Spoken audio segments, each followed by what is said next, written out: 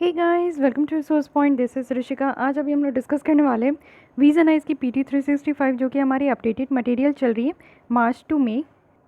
तो इसमें हम लोग टॉपिक डिस्कस कर रहे हैं जो कि हमारी अपकमिंग प्रीलिम्स के लिए काफ़ी ज़्यादा इंपॉर्टेंट है। तो इन्वायरमेंट भी हमारा कंप्लीट हो गया है। तो सबसे पहले अब आप लोग की डिमांड है कि मैं साइंस एंड टेक को स्टार्ट करूं, उसके बाद सोशल इश्यूज़ पे जाऊं। Okay fine. तो आप लोग की मेजोरिटी ऑफ जो डिमांड है उसी के बेसिस पे मैं यहाँ पे पढ़ाती हूँ। तो इसलिए साइंस एंड टेक स्टार्ट करते हैं। साइंस एंड टेक की काफ़ी टॉपिक है, तो उसको मैं चाहती हूँ कि आप लोग स्टडी भी कर लो और फिर रिविजन करने के लिए भी आपके पास टाइम रहे। तो सबसे पहले हम लोग बायोटेक्नोलॉजी से स्टार्ट करेंगे। तो बायोटेक्नोलॉजी एक वन ऑफ द फेवरेट और वेरी इंपॉर्टेंट आपका एक पोर्शन बन चुका है साइंस एंड टेक का। तो इसको हम लोग स्टार्टिंग से देखेंगे।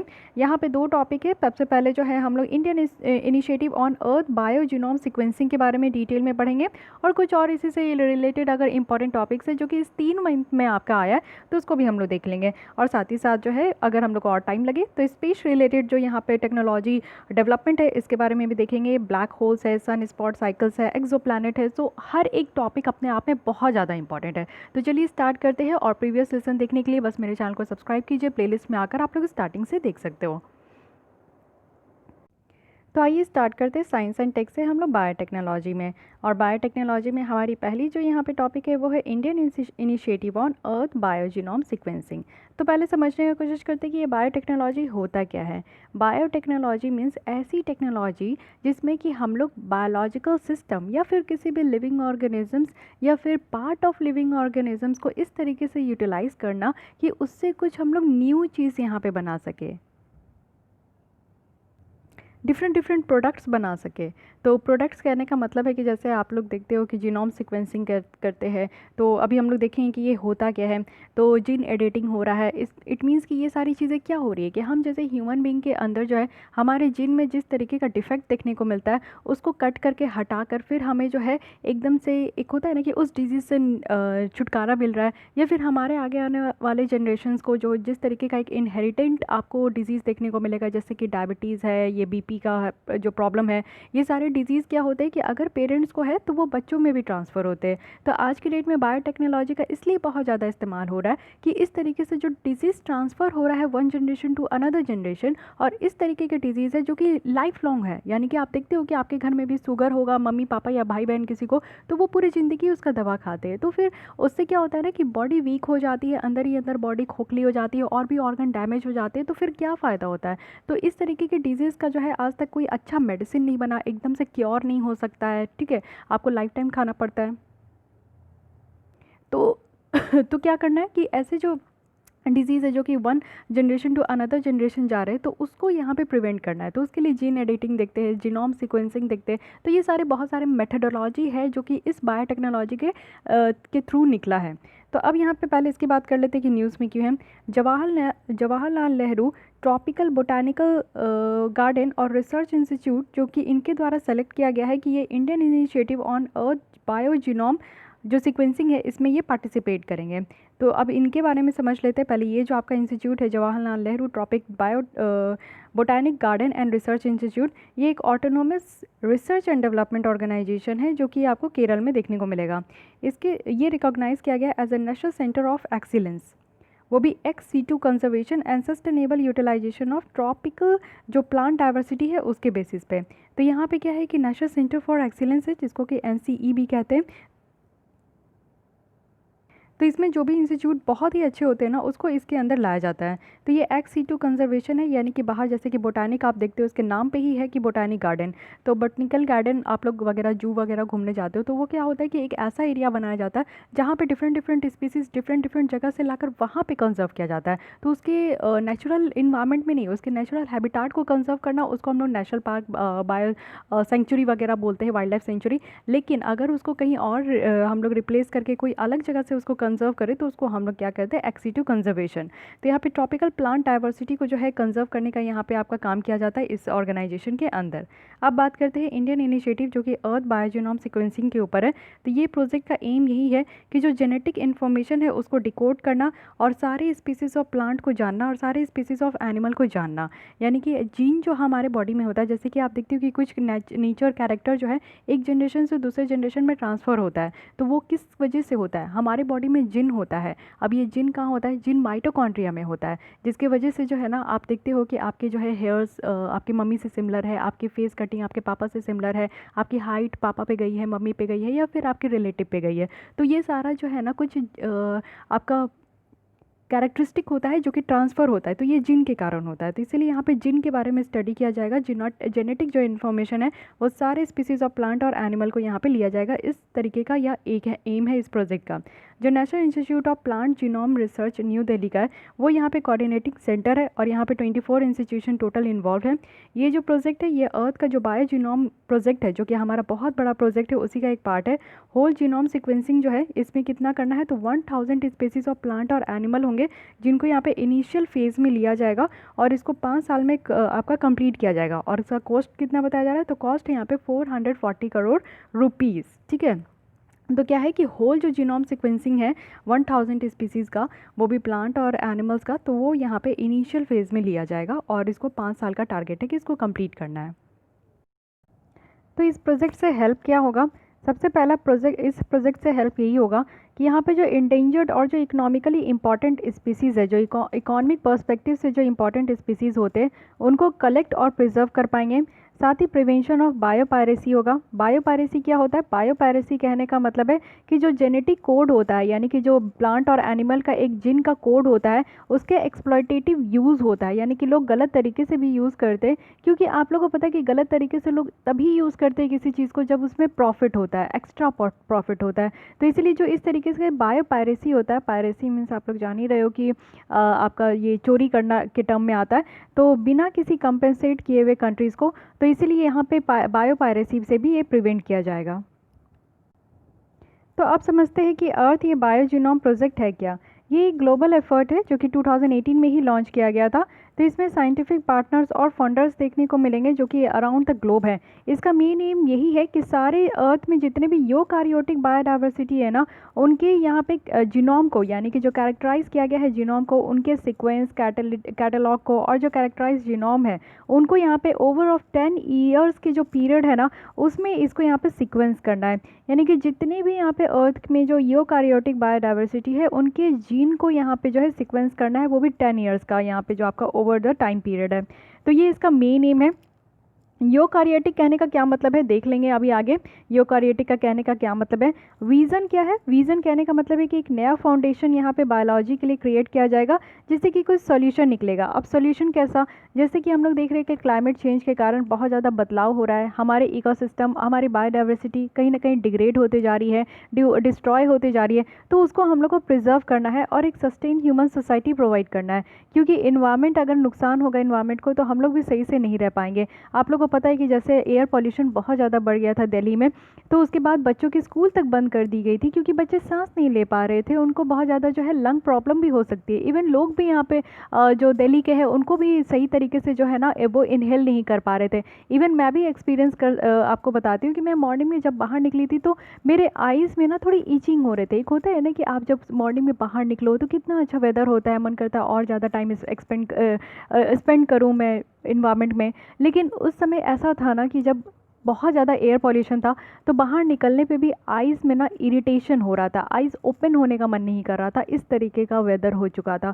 तो वो क्या है कि हमारे ह्यूमन सोसाइटीज़ भी सही तरीके से सस्टेन नहीं कर पा रहे हैं। तो ऐसा विज़न लेकर चलना, यानी कि ऐसा यहाँ पे बायोलॉजी को फाउंडेशन करना कि एक अच्छा खासा जो है हमारा बायोडाइवर्सिटी प्रिजर्व हो, और जब हमारी बायोडाइवर्सिटी प्रिजर्व हो पाएगी तभी तो हम ह्यूमन सोसाइटीज़ अच्छे से रह पाएंगे। अब यहाँ पे इस जीनोम सिक्वेंसिंग बहुत बार मैं बोल चुकी हूँ, तो इसके बारे में समझने की कोशिश कीजिए कि ये है क्या। तो सबसे पहली बात होती है कि पहले जिन, ये जिन आपको कहाँ देखने को मिलेगा, तो ये जिन आपका डीएनए में देखने को मिलेगा, ठीक है। और डीएनए कहाँ होता है, डीएनए आपको माइटोकॉन्ड्रिया में देखने को मिलेगा। तो ये एक प्रोसेस है जिसके थ्रू हम लोग इसको देखते हैं।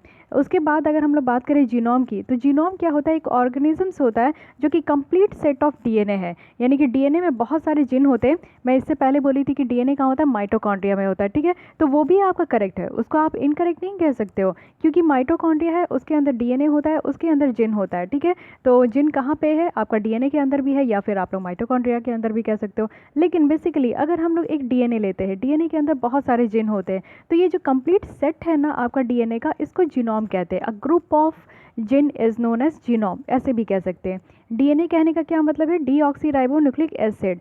सीक्वेंसिंग जो होता है जीनोम का, इसका मतलब क्या होता है, क्या मतलब है कि हम लोग इसको सीक्वेंस कर रहे हैं, यानी कि एग्जैक्ट ऑर्डर जो बेस पेयर का है ना, उसको हम लोग यहाँ पे डेसिफर कर रहे हैं। यानी कि देखिए जो बेस पेयर है डीएनए में, क्या होता है, डीएनए की स्ट्रक्चर मैं आपको बताती हूँ, इस तरीके से होता है, डबल हेलिक्स होता है। ठीक है, डबल हेलिक्स कहने का मतलब है कि इस तरीके से आपको देखने को मिलेगा, इसमें भी इस तरीके से होता है। ठीक है, अब इसमें बेस पेयर होता है, ये होगा आपका एटी, एडेनाइन एंड थाइमिन, और सेकंड आपका होगा गियोनिन एंड साइटोसिन, जी और सी। तो ये बेस पेयर है। तो बेस पेयर को ही यहाँ पे आपका जो है ना किसी तरीके से इसको मॉडिफाई किया जाएगा, चेंज किया जाएगा, डेसिफर किया जाएगा, तो सीक्वेंस में लाना है। मान लीजिए कि एक डिफेक्ट हमें कहाँ मिला, डीएनए के जिन में मिला, और डीएनए के मान लीजिए कि इस सेट में मिला जो कि यहाँ पे आपका बेस है। तो ये बेस पेयर के मान लीजिए कि सी में यहाँ पे कुछ भी तरीके का डिफेक्ट मिला।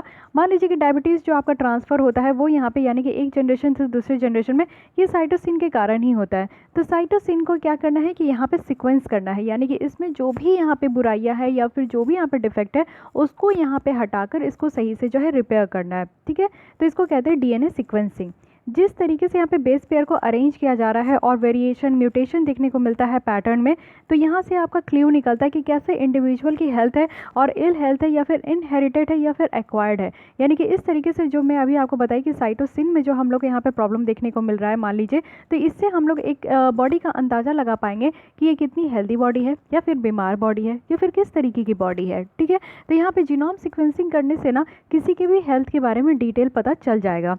अब मैं बात कर रही थी कि यहाँ पे जो प्रोजेक्ट है, प्रोजेक्ट में आपका यूकारियोटिक ऑर्गेनिजम्स के बारे में बात किया जा रहा है कि सारे यूकारियोटिक को यहाँ पे 10 साल तक जो है ना उनके जीनोम को सीक्वेंसिंग किया जाएगा।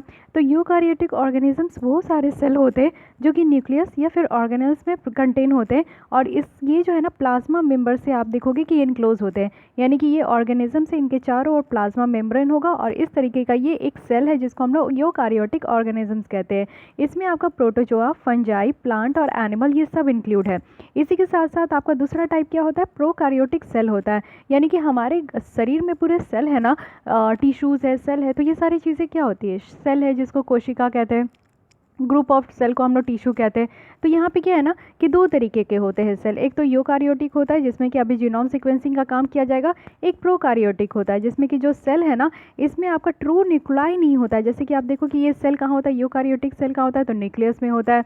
ठीक है, जिसमें कि न्यूक्लियस कंटेन होता है, ऑर्गेनेल्स होता है, लेकिन प्रोकारियोटिक में न्यूक्लियस नहीं होता है। तो इसलिए जैसे कि आप बैक्टीरिया देख लो, प्रोकारियोटिक बैक्टीरिया है, तो बैक्टीरिया में जीनोम सीक्वेंसिंग नहीं है। इस तरीके का भी क्वेश्चन अराइज हो सकता है कि जीनोम सीक्वेंसिंग किस में किया जा रहा है, प्रोटोजोआ, फंजाई, प्लांट और एनिमल, या फिर बैक्टीरिया।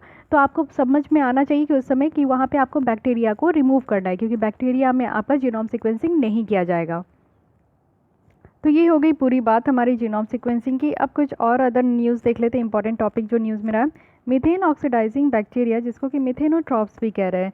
तो साइंटिस्ट जो है अगरकर रिसर्च इंस्टीट्यूट के, जो कि पुणे में है, उनके द्वारा 45 डिफरेंट स्ट्रेन ऑफ मिथेनोट्रॉफिक बैक्टीरिया को यहाँ पे अलग किया गया। मीथेन ऑक्सीडाइजिंग बैक्टीरिया है जिसको कि मिथेनोट्रॉप्स कह रहे हैं, वो मीथेन के ऊपर ग्रो होते हैं, और इनका सोल सोर्स क्या है, तो कार्बन और एनर्जी है। ये कैपेबल है कि जैसे कि मीथेन इमिशंस बहुत ज़्यादा राइस प्लांट से होता है, तो इससे क्या होगा ना कि यहाँ पे मीथेन की जो इमिशन राइस प्लांट से है वो यहाँ पे कम हो पाएगा, और एक पॉजिटिव और न्यूट्रल इफेक्ट जो है राइस के ग्रोथ में देखने को मिलेगा। राइस फील्ड जो है वो वाटर लॉग होता है, यानी कि जैसे कि थोड़ा पानी से भरा होता है, तभी उसमें राइस के जो पैदावार है वो अच्छे तरीके से हो पाते हैं। तो इसलिए यहाँ पे बहुत ज़्यादा मीथेन का यहाँ पे जनरेशन होता है।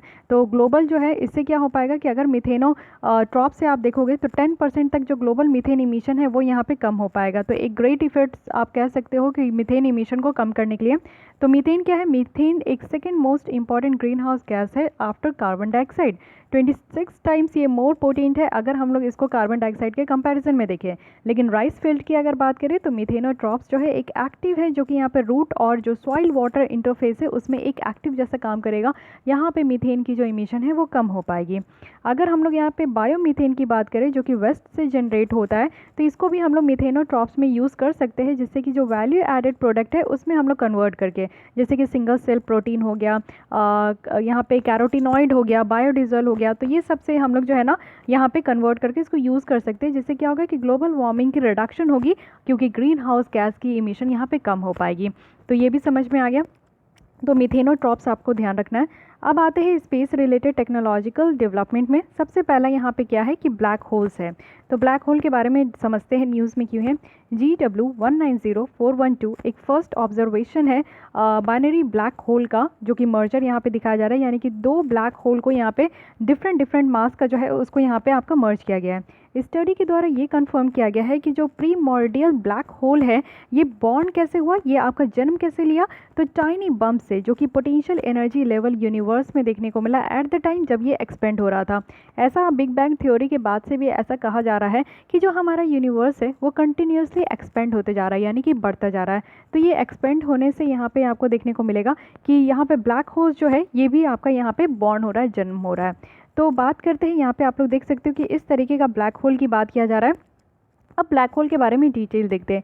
एक सेकेंड, मैं इसको थोड़ा सा इसे और जूम की हूँ तो यहाँ पे कुछ पता चल रहा है। देखिए ब्लैक होल से यहाँ पे इवेंट हॉराइजन है, तो इवेंट हॉराइजन इससे क्या है, रेडियस अराउंड ए सिंगुलैरिटी जहाँ पे मैटर और एनर्जी जो कैन नॉट एस्केप, यानी कि जो ब्लैक होल का ये ग्रेविटी है, एक होल है इसके चारों ओर आपको ग्रेविटी देखने को मिलेगा। तो यहाँ पे कहा जा रहा है कि एक ऐसा रेडियस जहाँ पे आपका मैटर और एनर्जी जो है ना वो इससे बाहर नहीं निकल सकता। सिंगुलैरिटी क्या होता है, सिंगुलैरिटी की बात करें तो बहुत ही यहाँ पे सेंटर, ब्लैक होल का सेंटर जहाँ पे मैटर जो है वो कोलैप्स होते हैं इस रीजन में, और उसकी डेंसिटी भी इन्फिनिटी होती है। जैसे कि ये आपका ब्लैक होल है, इसकी सेंटर है, तो यहाँ पे कुछ मैटर्स जो है ना वो यहाँ पे कोलाइड होते हैं, आपस में टकराते हैं, जिसकी कि यहाँ पे डेंसिटी बहुत ज़्यादा इन्फिनिटी होती है। इसी से एक और वर्ड है जिसको हम लोग कहते हैं फोटोन स्फीयर। तो फोटॉन्स क्या होता है, फोटॉन यहाँ पे आपका इमिट होता है, वो भी प्लाज्मा से, जो कि ब्लैक होल के अगल बगल देखने को मिलेगा। एक और वर्ड है, इसको कहते हैं कि रिलेटिविटी जेट। तो ये क्या है, जब स्टार्स जो है ना वो यहाँ पे ब्लैक होल के द्वारा एब्जॉर्ब कर लिया जाता है। यानी कि आपको पता है कि यहाँ पे कहा जाता है, ऐसा मैंने कहीं सुना था, कि ब्लैक होल के सामने से कुछ भी जो पास होता है ना वो यहाँ पे आपका इसके अंदर ये ट्रैप हो जाता है, एब्जॉर्ब कर लिया जाता है। तो यहाँ पे रिलेटिविटिक जो जेट होता है, इसका कहने का मतलब है कि यहाँ पे जो भी स्टार्स अगर इसके अगल बगल से पास हो रहे हैं तो ये ब्लैक होल के द्वारा एब्जॉर्ब कर लिया जाता है, तो इसको कहते हैं। ठीक है, ये तो एक्रेशन डिस्क की बात करें, ये भी एक वर्ड है, यानी कि सुपर हीटेड गैस और डस्ट जो कि यहाँ पे ब्लैक होल के चारों ओर देखने को मिलेगा, और इमेंस स्पीड है यहाँ पे, तो इसको कहते हैं एक्रेडिशन डिस्क। अब यहाँ पे और देख लेते हैं कि ब्लैक होल का मतलब क्या होता है। एक ब्लैक होल ऐसा जगह, वो भी स्पेस में, जहाँ पे ग्रेविटी जो है ना वो यहाँ पे पुल करता है, यानी कि खींचता है। Even light can not get out, यानी कि इससे आप देखोगे कि पूरा ब्लैक होल है, लाइट भी इससे बाहर नहीं निकल पाता, ऐसा इसका ग्रेविटी है। साथ ही ग्रेविटी यहाँ का बहुत स्ट्रॉन्ग है, क्योंकि जो भी मैटर यहाँ से आपका पास होता है, चाहे वो टाइनी स्पेस में ही क्यों ना हो, वो इसके चपेट में आ जाता है और स्क्वीज़ कर लेता है। यानी कि इतना ज़्यादा यहाँ पे ग्रेविटी है कि सारी चीज़ें खिंचा जाती है। जैसे आप भी देखते हो कि जंप करते हो तो वापस नीचे ही आते हो ना, कि उड़ते हुए ऊपर चल जाते हो, उड़ते हुए ऊपर तो नहीं जाते हो, नीचे आप धरती पे ही गिरते हो जब भी जंप करते हो। तो ये ग्रेविटी की वजह से होता है। लेकिन हमारे यहाँ इतना स्ट्रॉन्ग ग्रेविटी नहीं है कि आप जंप ही ना कर सको। अगर स्ट्रॉन्ग ग्रेविटी क्या होता, तो क्या होता कि आप जंप ही नहीं कर सकते, क्योंकि आपकी पैर जो है ना वो अर्थ से बिल्कुल चुंबक जैसा चिपका रहता। तो हमारे यहाँ थोड़ा मॉडरेट ग्रेविटी है अर्थ में, लेकिन यहाँ पे स्पेस पे अगर बात करें तो ये एक ऐसा एरिया है जहाँ पे इतना ज़्यादा ग्रेविटी है कि कुछ भी चीज़ एब्जॉर्ब हो जाता है, इवन लाइट भी यहाँ से इमिट नहीं हो पाता है। ब्लैक होल की बात करें तो जब स्टार बहुत ही मास, यानी कि 3 टाइम्स 4, आप मतलब कि सन के भी मास से, सन का जितना टोटल मास होगा उससे भी आप 3 टाइम्स या 4 टाइम्स ज़्यादा मास का जब स्टार जो है ना वो आउट ऑफ फ्यूल ये रन कर गया था, तब यहाँ पे ब्लैक होल का फॉर्म हुआ था, और ये यहाँ पे सुपरनोवा से टकराया था। यानी कि ऐसा कोई मास था जो कि सन से भी ज़्यादा यहाँ पे उसकी वेट थी, और उसके बाद वो सुपरनोवा से टकराया था, और फिर कोलैप्स होने के बाद यहाँ पे डेंसली कोर एरिया जनरेट हो गया था, जिसको कि आज के डेट में हम लोग किस नाम से जान रहे हैं, तो ब्लैक होल के नाम से जान रहे हैं। एल्बर्ट आइंस्टीन के द्वारा ये थ्योरी दिया गया था ब्लैक होल का, वो भी 1915 में। तो ये ऑलरेडी पूछा जा चुका है। 2019 में क्या हुआ कि नासा के द्वारा फर्स्ट एवर एक ऐसा फोटो रिवील कर दिया गया ब्लैक होल के ऊपर, और इसकी शैडो जो कैप्चर किया गया था वो इवेंट हॉराइजन जो टेलीस्कोप था इसके थ्रू इसका एक इमेज कैप्चर किया गया था। तो इसीलिए ये 2019 से ऐसा तहलका मच गया है कि जब से ये ब्लैक होल की पिक्चर सामने आई है तब से बहुत सारे बातें निकल कर आए हैं। इवन यूपीएससी को तो बहुत इंटरेस्ट है ये सारे टॉपिक पे, तो वो क्वेश्चन पूछ लिए थे। अगर प्रीमॉर्डियल जो यहाँ पे हम लोग कह रहे हैं ब्लैक होल है, तो ये है क्या। प्रीमॉर्डियल जो ब्लैक होल है एक टाइप ऑफ ब्लैक होल है जो कि यहाँ पे जब रेडिएशन कोलैप्स होता है, जब रेडिएशन एक दूसरे से टकराते हैं, यानी कि जो मैसिव स्टार के कोलैप्स होने के अलावा इसके अपोज में जब रेडिएशन कोलैप्स होते हैं तो उसको हम लोग प्रीमॉर्डियल ब्लैक होल्स कहते हैं। और ये दूसरे ब्लैक होल्स के कंपैरिजन में ये अलग देखने को मिलेगा। जब हॉट बिग बैंग फेज चल रहा था ना, तो उस समय भी इस तरीके का प्रीमॉर्डियल ब्लैक होल्स जो है वो फॉर्म्ड होते थे। बाइनरी ब्लैक होल मर्जर की अगर बात करें, देखिए ये सारे टर्म्स से आपका क्वेश्चन आ सकता है, तो प्लीज़ बी अटेंटिव। तो अगर हम लोग यहाँ पे बाइनरी ब्लैक होल की बात करें तो एक सिस्टम है जिसमें कि दो आपका ब्लैक होल जो है ना वो क्लोज ऑर्बिट में एक दूसरे के साथ जो है वो कॉन्सिस्ट है, यानी कि दो आपको यहाँ पे ब्लैक होल्स देखने को मिलेंगे। बाइनरी मतलब अपने आप में ही टू होता है, तो दो आपका जो ब्लैक होल्स है वो यहाँ पे क्लोज ऑर्बिट में देखने को मिलते हैं, तब उसको हम लोग बाइनरी कहते हैं। सारे डिस्कवरीज जो कि यहाँ पे बाइनरी ब्लैक होल्स में मर्जर में हुए अब तक, वो यहाँ पे ब्लैक होल से ही यहाँ पे इन्वॉल्व है। साथ ही साथ इसमें क्या है कि मासेस देखने को मिलेगा। तो जब यहाँ पे मर्जर्स जो है वो यहाँ पे पेयर में होता है, यानी कि दो दो के पेयर में होता है, तो बहुत ज़्यादा एनर्जी जो है ना वो ग्रेविटेशनल वेव से वो रिलीज़ होता है। तो यानी कि एक आपका जब ब्लैक होल देखने को मिलेगा तो इससे तो ऐसे ही एनर्जी बहुत रिलीज़ होता है।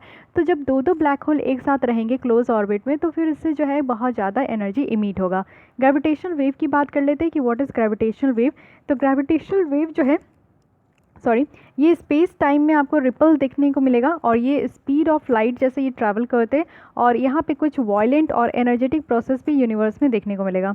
इसके साथ साथ जो है ये इन्फॉर्मेशन भी कैरी करते हैं, यानी कि जो कैटलिस्मिक जो ओरिजिन है उसके बारे में इन्फॉर्मेशन बताते हैं, साथ ही साथ क्लूज़ भी बताते हैं कि हमारा जो ग्रेविटी का है उसका नेचर कैसा है। तो ये सारे इन्फॉर्मेशन भी जो है ना ग्रेविटेशनल वेव के अकॉर्डिंग आपको देखने को मिलेगा। ये ग्रेविटेशनल वेव बनता कब है? ये तब बनता है जब ऑब्जेक्ट जो है बहुत ही हाई स्पीड से मूव होता है, यानी कि इस तरीके से अगर ऑब्जेक्ट मूव हो रहा है तो इसमें चारों ओर आपको देखने को मिलेगा कि इस तरीके से ग्रेविटेशनल वेव बनता है। ठीक है। सेकंड कंडीशन क्या है कि जब स्टार जो है अपने आप में ही एक्सप्लोड होता है, यानी कि अपने आप में ही वो फूट जाता है, जिसको सुपरनोवा भी कहते हैं। थर्ड है कि जब यहाँ पे दो बिग स्टार्स जो है वो एक साथ ऑर्बिट करते हैं और एक दूसरे को ऑर्बिट करते हैं, सॉरी एक साथ ऑर्बिट नहीं करते, ऑर्बिट ईच अदर। एक बिग स्टार, बड़े स्टार जो होते हैं ना, दो बड़े स्टार, ये इसको ऑर्बिट कर रहा है तो ये इसको ऑर्बिट कर रहा है, इसके चारों ओर जो है घूम रहा है। और कब होता है? जब दो ब्लैक होल्स जो है ना वो एक दूसरे को ऑर्बिट करते हैं और मर्ज हो जाते हैं दो ब्लैक होल, तो इस समय भी ग्रेविटेशनल वेव्स जो है वो अकर होता है। So these are the conditions, तो बहुत ही इंपॉर्टेंट है। अल्बर्ट आइंस्टीन की अगर बात करें तो उनके द्वारा ये प्रिडिक्ट किया गया था कि ग्रेविटेशनल वेव्स की जो एग्जिस्टेंस है ना वो 1916 में ही इनके द्वारा बता दिया गया था। वो भी इनकी बहुत फेमस थ्योरी जो कि जनरल थ्योरी ऑफ रिलेटिविटी कहते हैं। तो जनरल थ्योरी ऑफ रिलेटिविटी ये किसका दिया गया है? तो अल्बर्ट आइंस्टाइन के द्वारा दिया गया है। सेकेंड थिंग, अगर हम लोग यहाँ पे बात करें, ग्रेविटेशनल वेव्स जो है पहली बार 2015 में डिटेक्ट किया गया था, वो भी लीगो के द्वारा, जो कि लीगो क्या है? Laser interferometer gravitational wave observatory, जो कि यूएस में लोकेटेड है। तो इसके द्वारा पहला जो ग्रेविटेशनल वेव देखा गया था वो 2015 में देखा गया था। तो ग्रेविटेशनल वेव के बारे में इतनी बात पता होनी चाहिए। अब हम लोग यहाँ पे बात कर रहे हैं बिग बैंग न्यूक्लियोसिंथेसिस थ्योरी के बारे में। तो इसके बारे में थोड़ा जान लीजिए कि अर्ली यूनिवर्स में, जब बहुत पहले का जब यूनिवर्स था, ब्रह्मांड था, तो टेम्परेचर बहुत ज़्यादा था, इतना ज़्यादा था कि सारे मैटर्स जो है वो फुल्ली आयनाइज्ड और डिसोसिएटेड थे, यानी कि उसमें आयंस था, यानी कि चार्जेस थी, कैथोड एनोड इस तरीके का चार्जेस देखने को मिलेगा। तो रफली 3 मिनट्स जो है बिग बैंग के बाद जो है temperature of the universe rapidly cool down, यानी कि एकदम से ठंडा हो गया। और इस टेम्परेचर में यहाँ पे न्यूक्लियोसिंथेसिस और यानी कि लाइट एलिमेंट्स का प्रोडक्शन शुरू हो गया। और इस शॉर्ट टाइम इंटरवल में आप देखोगे तो जो प्रोटॉन और न्यूट्रॉन थे वो एक साथ यहाँ पे कोलाइड हुए, और उससे ड्यूट्रियम यानी कि 1 प्रोटॉन बाउंड टू 1 न्यूट्रॉन ये प्रोड्यूस हुआ। बहुत सारे जो मोस्ट ऑफ द जो ड्यूट्रियम थे ना वो कोलाइड हुए एक दूसरे से, यानी कि यहाँ पे प्रोटॉन और न्यूट्रॉन से। फिर उनके द्वारा यहाँ पे क्या हुआ कि हीलियम का प्रोडक्शन हुआ, और स्मॉल अमाउंट ऑफ यहाँ पे ट्रिटियम भी देखने को मिलेगा। ट्रिटियम कहने का मतलब है कि 1 प्रोटॉन एंड 2 न्यूट्रॉन। इसके पहले ड्यूट्रियम था, यानी कि ड्यूट्रियम मीन्स 2, यानी ड्यू मीन्स 2, तो यानी कि 1 proton and 1 neutron, and tritium means 3 means 3, it means कि 1 प्रोटॉन एंड 2 न्यूट्रॉन। तो इस तरीके से थोड़ा ध्यान रखिएगा कि न्यूक्लियोसिंथेसिस थ्योरी क्या है। न्यूक्लियोसिंथेसिस थ्योरी है कि जो बिग बैंग थ्योरी पहले का था उस समय टेम्परेचर बहुत ज़्यादा ह्यूज हुआ करता था, लेकिन जब बिग बैंग हुआ उसके 3 मिनट पहले टेम्परेचर बहुत ही कूल डाउन हुआ। इतना कूल डाउन हुआ कि छोटे छोटे पार्टिकल्स भी यहाँ पे इमर्ज होने लगे, छोटे छोटे लाइट एलिमेंट्स निकल कर आने लगे। तो इससे आपको देखने को मिलेगा कि यहाँ पे प्रोटॉन न्यूट्रॉन जो है एक साथ जब कोलाइड हुए थे तो ड्यूट्रियम निकल कर आया था, जिसमें 1 प्रोटॉन एक न्यूट्रॉन था। फिर उसके बाद बहुत सारे ड्यूट्रियम जो है वो फिर दूसरे प्रोटॉन न्यूट्रॉन से कोलाइड हुए, टकरा रहे थे, तो उससे फिर ट्रिटियम निकल कर आया। ठीक है, तो इस तरीके से बहुत सारे स्पेस में आपको देखने को मिलेगा कि पार्टिकल्स और एलिमेंट्स जो है वो निकल कर आए। लिथियम रिच जाइंट स्टार, ये भी बहुत इंपॉर्टेंट एक कंसेप्ट है। रिसेंटली रिसर्चर्स जो है इंडियन इंस्टीट्यूट ऑफ एस्ट्रोफिजिक्स, वो भी किसके अंदर है, तो department of science and technology, इनके द्वारा डिस्कवर किया गया है hundreds of lithium rich giant stars. तो ये है क्या, लिथियम एक one of the 3 primordial element है जो कि हाइड्रोजन और हीलियम के बाद है, क्योंकि हाइड्रोजन, ऐसा माना जाता है कि पहले के यूनिवर्स में कि हाइड्रोजन और हीलियम सिर्फ 2 ऐसे एलिमेंट है जो कि पाए जाते हैं। थर्ड एलिमेंट कौन सा पाया गया था, तो लिथियम। तो जो लिथियम रिच जाइंट स्टार, बहुत बड़ा स्टार का जो डिस्कवरी हुआ था, इससे ये इंडिकेट होता है कि स्टार में जो है ना लिथियम भी प्रोड्यूस्ड होता है और ये बहुत ही ज़्यादा एबंडेंट है, बहुत ज़्यादा मात्रा में है। तो इंडियन इंस्टीट्यूट ऑफ एस्ट्रोफिजिक्स के द्वारा, इनके टीम के द्वारा ये बताया गया था कि ये जो लिथियम इन्हांसमेंट है सेंट्रल हीलियम बर्निंग स्टार्स के साथ, तो इसको हम लोग रेड क्लम्प जाइंट भी कहेंगे। और ये एक न्यू विस्टा ओपन अप कर रहे हैं जिससे कि हम लोग रेड जाइंट स्टार का एवोल्यूशन भी यहाँ पे देख पाएंगे। तो ये लिथियम रिच जाइंट स्टार्स के बारे में भी क्वेश्चंस पूछा जाए तो आई होप कि अब आप लोग आंसर दे सको। नेक्स्ट आते हैं सन स्पॉट के बारे में। न्यूज़ में क्यों है, क्योंकि रिसर्चर्स जो यहाँ पे IISER कोलकाता के, उनके द्वारा सन स्पॉट को यहाँ पे आइडेंटिफाई किया गया और इससे ये बताया जा रहा है कि न्यू सन स्पॉट साइकिल अब स्टार्ट हो गया है। तो सन स्पॉट होता क्या है ये समझिए। सन स्पॉट एक एरिया होता है, जैसे सन में आप देखोगे कि इस तरीके का आपका स्पॉट है, तो ये एरिया है जो कि डार्क दिखेगा, वो भी सरफेस ऑफ सन में, और ये cooler than other part of the sun है, यानी कि सन का पूरा पार्ट आपको पता है कि बहुत ज़्यादा गर्म होता है, लेकिन ये सन स्पॉट में टेम्परेचर जो है ना बहुत कम होता है। साथ ही साथ आप देखोगे कि जहाँ पे मैग्नेटिक फील्ड बहुत स्ट्रांग होता है उस एरिया में ये फॉर्म होता है, और कुछ कुछ जो यहाँ पे आपका जो हीट है ना वो सन के अंदर ये रहता है जिससे कि ये आपका सरफेस तक पहुँचता है। तो सन में ये आपका सारा पूरा फेनोमेना है। ठीक है, तो सन आपको देखने को मिलेगा कि बहुत गर्म होता है, लेकिन ये सन स्पॉट वाला एरिया जो है ठंड होता है। सन स्पॉट एक्टिविटी जो है ना, इसमें आपको कुछ क्लाइमेट जो अर्थ में होता है उसी से को रिलेट किया जा रहा है। अब यहाँ पे देखते हैं कि सन स्पॉट साइकिल स्टार्ट हो गया है। तो ये सन स्पॉट साइकिल है क्या, सन स्पॉट नंबर अगर देखें तो ये waxes and wanes as the amount of magnetic flux जो कि यहाँ पर राइज अप हो रहा है सन सरफेस का, और ये टाइम के साथ साथ जो है इस साइकिल में वैरी करता है, जिसको हम लोग सोलर साइकिल कहते हैं। ये साइकिल आपका 11 ईयर्स तक रहता है ऑन एन एवरेज, और फिर उसके बाद जो है ना इसको हम लोग सन स्पॉट कहते हैं, और फिर उसके बाद ये स्टार्ट हो जाता है। ये एक बार पिक्चर देख लीजिए जिससे कि आपके माइंड में सेट हो जाए कि इसको, ये पूरा सन है और ये है आपका स्पॉट। ठीक है, ये सन स्पॉट है, तो इसको ध्यान रखिएगा, और इसकी टेम्परेचर जो है कम होती है एज़ कंपैरिजन टू सन। तो सन स्पॉट साइकिल क्या होता है, सन स्पॉट साइकिल कहने का मतलब है कि जितना भी यहाँ पे आपका मैग्नेटिक फ्लक्स जैसे जैसे राइज होता है और ये आपका सन सरफेस में आपका वैरी करता है, यानी कि कहीं पे आपका सन सरफेस में बहुत ज़्यादा पहुँच गया, कहीं कम पहुँच गया, टाइम के हिसाब से ये वैरी करता है। तो ये साइकिल में चलते जाता है, जैसे कि एक पूरा सन है, इसमें आपका मैग्नेटिक फ्लक्स इस तरीके से आपका बढ़ते जाएगा। ठीक है, तो ये टाइम के साथ ये बताया जाता है कि कितना ये बढ़ रहा है, कितना घट रहा है। तो इसको हम लोग, एक सन में जितना भी होता है इसको हम लोग साइकिल कहते हैं, और ये 11 साल तक आपको देखने को मिलेगा एक साइकिल चलता है। सोलर एक्टिविटीज़ अगर देखें इस तरीके का, तो इससे क्या होता है कि स्पेस वेदर अफेक्ट होता है, जिससे कि हमारे जो स्पेस बेस्ड सैटेलाइट है वो कहीं ना कहीं इम्पैक्ट हो जाते हैं, हमारा जो GPS है वो इम्पैक्ट हो जाता है, पावर ग्रिड इम्पैक्ट हो जाता है। सन स्पॉट साइकिल जो है उसको 1843 में डिस्कवर किया गया था, वो भी जर्मन एस्ट्रोनॉमर के द्वारा, जो कि सैमुअल हेनरिच स्कॉवे है। तो इनका भी नाम याद रखना है, मे बी ये इस तरीके से पूछा जाए। रिलेटेड अगर हम लोग इन्फॉर्मेशन देखें तो सोलर मिनिमम की बात की जा रही है, यानी कि ये रिपोर्ट किया गया है कि सन जो है ना वो सोलर मिनिमम फेज़ में जा चुका है। सन जो है ये 11 ईयर्स जो साइकिल ऑफ एक्टिविटीज़ होती है उससे ये पार हो चुका है, और अब पिक टाइम पे है, और साथ ही साथ यहाँ पे जो है सोलर मैक्सिमम और एक सोलर मिनिमम का ट्रफ देखने को मिलता है, यानी कि इस तरीके से सोलर ये मैक्सिमम हो गया, ये सोलर आपका मिनिमम हो गया। सोलर मैक्सिमम में अगर हम लोग देखें तो सन का सरफेस जो है ना वो यहाँ पे सन स्पॉट से ही प्रिपेयर्ड होता है कि यहाँ पे आपको सन स्पॉट देखने को मिलेगा। वहीं सोलर फ्लेयर्स भी होता है, और क्लाउड जो इलेक्ट्रिफाइड गैस का होता है वो भी यहाँ पे स्पेस में थ्रोन किया जाता है। लेकिन सोलर मिनिमम की अगर हम लोग बात करें तो सन जो है ये विदाउट सन स्पॉट का होता है, यहाँ पे सन स्पॉट नहीं देखने को मिलेगा। यहाँ पे आपका जो सोलर मैक्सिमम में है यहाँ पे सन स्पॉट होता है, सोलर मिनिमम में ये सन स्पॉट नहीं होता है। तो इससे क्या है कि हेल्थ रिस्क भी जो है होता है ना, इससे क्या हो सकता है कि हेल्थ रिस्क भी आपका एस्ट्रोनॉट को हो सकता है जो भी स्पेस में ट्रैवल कर रहे हैं। तो ये एक प्रॉब्लम है, यानी कि सोलर मिनिमम में जो है ना यहाँ पे एस्ट्रोनॉट को प्रॉब्लम होती है, क्योंकि उनको कई तरीके के हेल्थ रिस्क भी देखने को मिलेगा। तो ये बातें ध्यान रखनी है। इसके साथ अब आते हैं नेक्स्ट, जो कि है एक्सोप्लैनेट। तो एक्सोप्लैनेट क्या है, रिसेंटली आप देखोगे कि कुछ एक्सोप्लैनेट डिस्कवर किए गए। तो सबसे पहला है केपलर 1649c। ये अर्थ साइज एक्सो प्लानट है जो कि 300 लाइट ईयर्स अवे है। लाइट ईयर्स कहने का मतलब है कि ये डिस्टेंस मापा जाता है, ठीक है। स्पेस में जो डिस्टेंस है, जैसे हम लोग अभी डिस्टेंस किलोमीटर में मापते, तो अगर हम लोग स्पेस के यहाँ पे किलोमीटर को मेज़र कर डिस्टेंस को मेज़र करें तो उसको हम लोग लाइट ईयर में कहते हैं। और रिसेंटली ये डिस्कवर किया गया है नासा के जो केपलर स्पेस टेलीस्कोप है उसके डेटा से। यहाँ पे अगर हम लोग देखें तो स्टार्स में इसके अराउंड ये रिवॉल्व करता है हैबिटेबल जोन में, और ये एरिया है जो कि स्टार के चारों ओर देखने को मिलेगा, जहाँ पे रॉकी प्लैनेट जो है वो लिक्विड वाटर को सपोर्ट करते हैं। यहाँ पे सिर्फ 1.06 टाइम्स ये लार्जर देन अर्थ है। और साथ ही साथ अगर हम लोग यहाँ पे बात करें केपलर 1649c का, तो ये रेड ड्वार्फ को भी यहाँ पे ऑर्बिट करता है, जिसको हम लोग स्टीलर फेयर्स अप भी कहते हैं, तो ये भी ध्यान रखना है। न्यू एक्सो प्लानट है। एक्सो प्लानट कहने का क्या मतलब है? देखिए, हमारा सन है, सन के चारों ओर बहुत सारे प्लानट ये ऑर्बिट करते हैं, और एक सोलर सिस्टम है। सोलर सिस्टम में आपको टोटल 8 प्लानट देखने को मिलेगा, मार्स, वेनस, अर्थ, जुपिटर, सैटर्न, यूरेनस, नेपच्यून। और प्लूटो जो है पहले प्लैनेट का कैटेगरी में था, लेकिन अब बाहर हो गया क्योंकि प्लैनेट के कैटेगरी में यहाँ पे वो फिट नहीं बैठ रहा था। तो जितने भी यहाँ पे सोलर सिस्टम के अंदर जितने प्लैनेट है उसको तो हम लोग प्लैनेट कहते ही है। ये भी आपका 2 भाग में डिवाइड है, एक तो टेरेस्ट्रियल प्लैनेट कहते हैं, एक को जोवियन प्लैनेट कहते हैं, ठीक है।